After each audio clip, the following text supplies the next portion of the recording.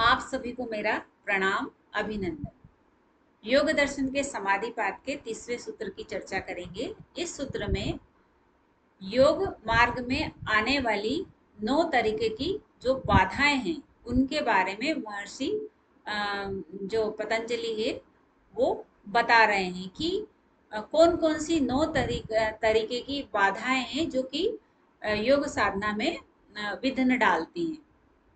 तो सूत्र है: व्याधि, स्त्यान, संशय, प्रमाद, आलस्य, अविरति, भ्रांति दर्शन, अलब्ध भूमिकत्व,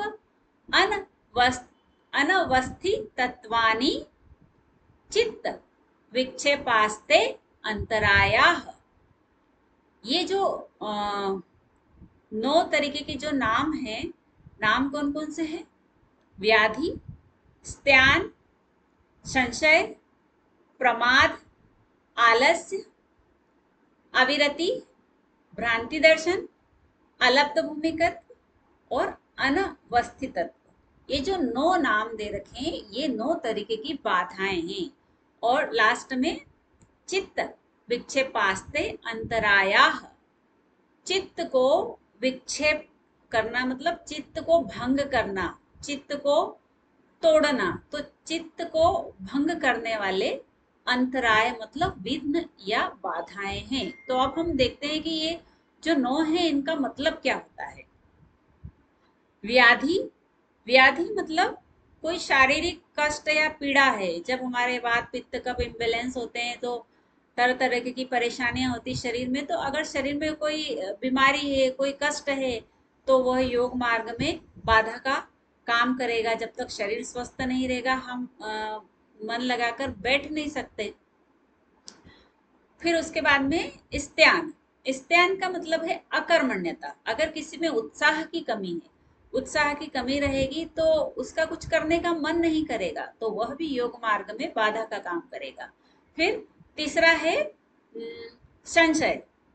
संशय मतलब अगर कोई योग मार्ग में अगर साधना के समय ये सोचे कि मुझे समाधि मिलेगी कि नहीं, मेरा चित्त एकाग्र होगा कि नहीं, मैं सही कर रहा हूँ कि नहीं, अगर इस तरीके के जब संशय आता है तो वह भी बाधा का काम करेगा।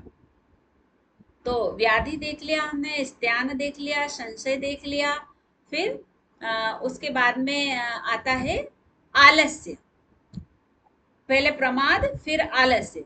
तो जो प्रमाद है लापरवाही।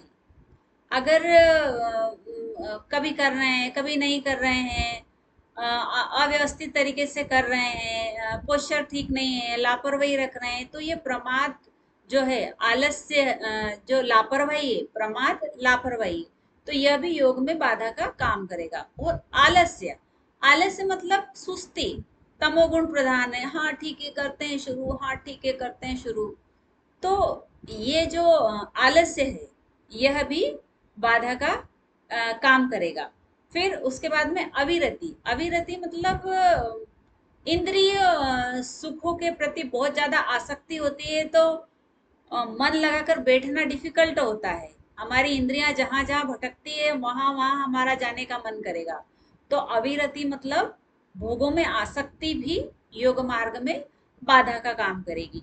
फिर उसके बाद में भ्रांति दर्शन। अगर सही तरीका किसी को पता नहीं है, विपरीत ज्ञान, भ्रांति दर्शन मतलब विपरीत ज्ञान, अगर आप सही नॉलेज नहीं है तो भी योग मार्ग में बाधक का ही काम करेगा। सही गलत तरीके से करेंगे तो समाधि की प्राप्ति हो नहीं सकती। उसके बाद में है अलब्ध भूमिकत्व।